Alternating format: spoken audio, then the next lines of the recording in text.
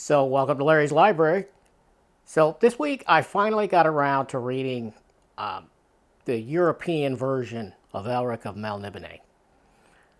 Now this set, 4-book hardcover deluxe box set, and it's just called, I believe it's just called Elric, or Michael Moorcock's Elric. And I read all 4 volumes.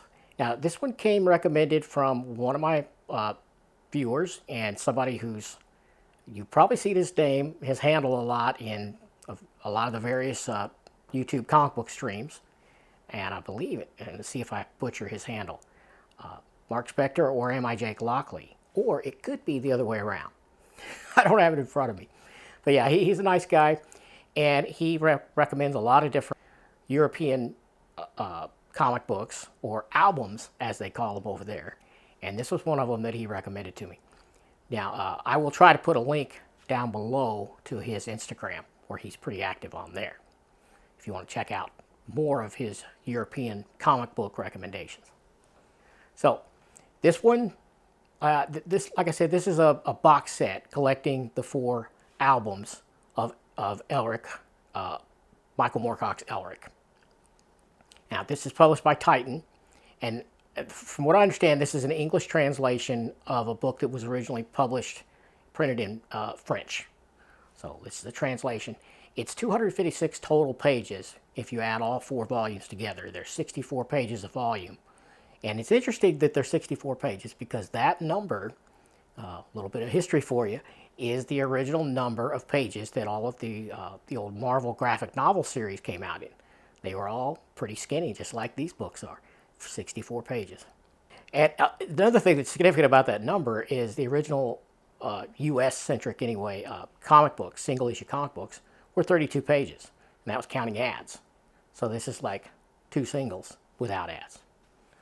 Now, of course, since it is a hardcover, since it's a Titan hardcover, it was originally a European release, it's in that nice extra-wide format. Now, it's the same height as a US-centric omnibus, but it's wider.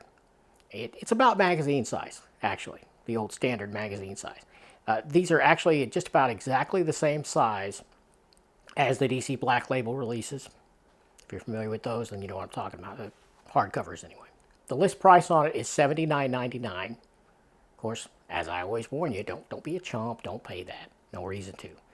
You can get it at InStockTrades.com, like I did, for $59.99. It's still there, still in stock.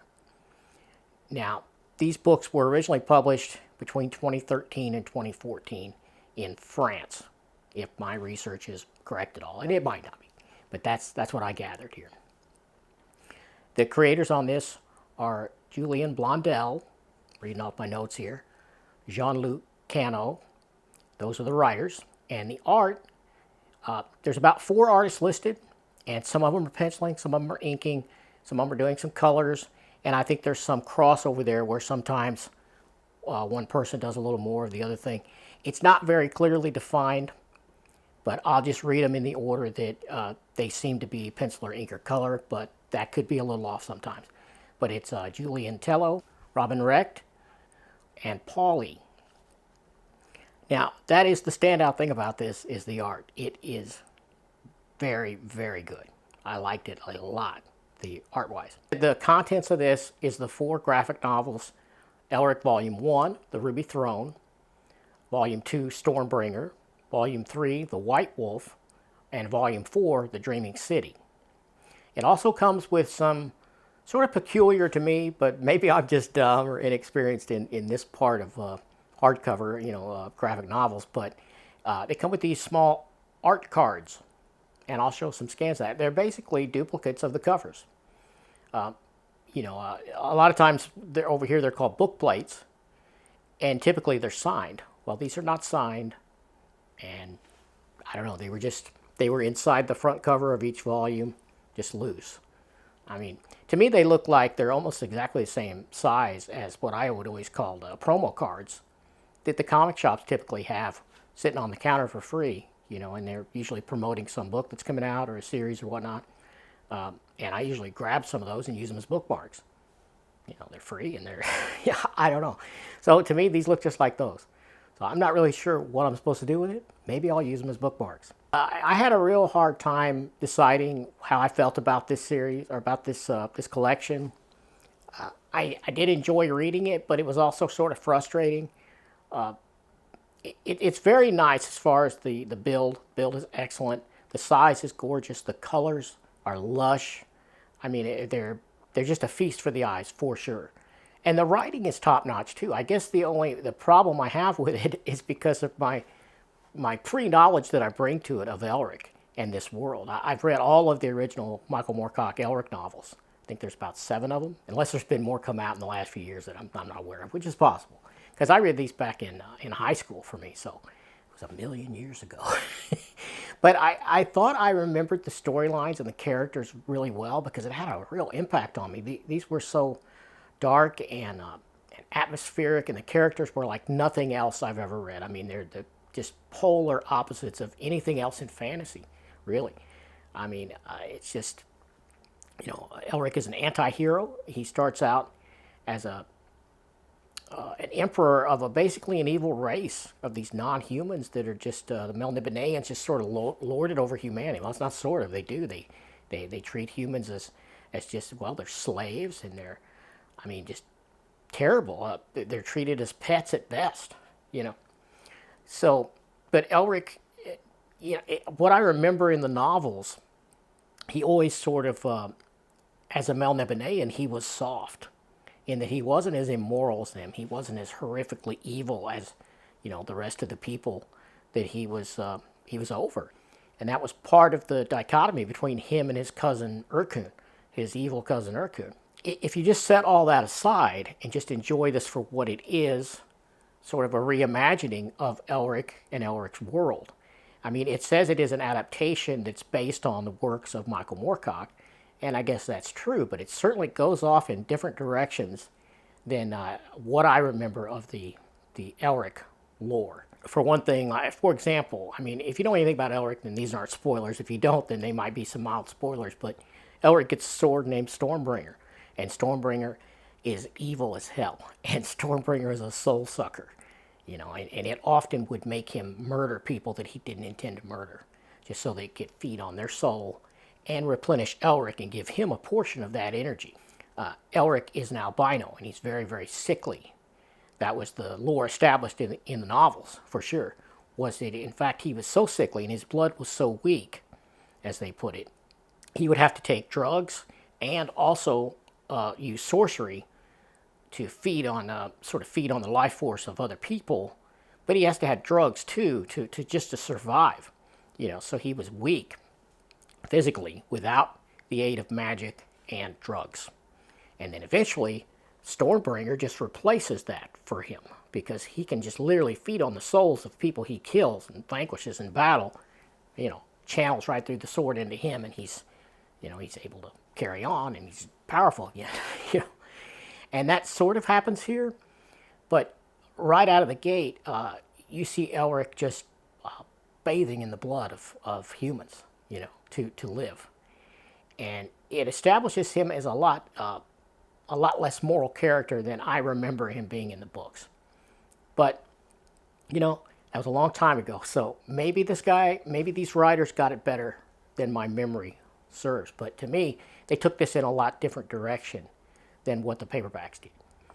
But so if you can set aside that, then you'll probably enjoy this. And if you have no background on Elric, then none of that matters to you anyway. But the other thing that bothers me, and this is another me problem that may not be a you problem, and that's where I am a bit of a weapons geek. I know a little bit about medieval weaponry, and of course the sword is a big attraction for me for this story. Well, Stormbringer becomes quite a character in the book, and eventually he actually speaks to him. He's sentient or semi-sentient. Now here, that's another point where they changed it a lot, is Stormbringer is having full-on conversations with Elric just in a very short amount of time, almost, nearly right after they introduce the weapon. They're having conversations, and that that was a slow burn that built up over a long time in the novels. I don't think that happened until you were 2 or 3 novels in of a 6, 7 novel run. So I thought that was a very odd choice that they made here, but it's sort of a reimagining, if you will. And also, I was getting to that a while ago and I got sidetracked, but the depiction of the sword here, I did not like. I didn't care for the way it's visually depicted. The design, I think, is way off.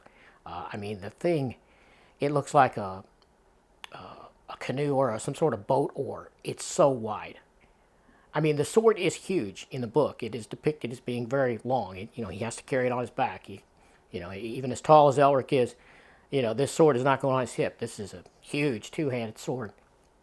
But the blade seems to be, I mean, it seems to change a little bit from panel to panel, but it looks to be about that wide.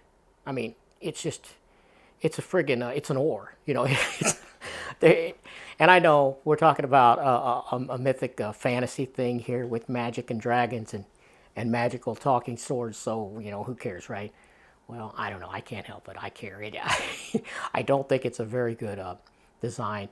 It doesn't, to me, it doesn't fit with this beautiful art as well, because here you've got this lush, just gorgeous, detailed art, very realistic depictions of people and anatomy and buildings and backgrounds and the ocean and huge ships. It's just gorgeous stuff.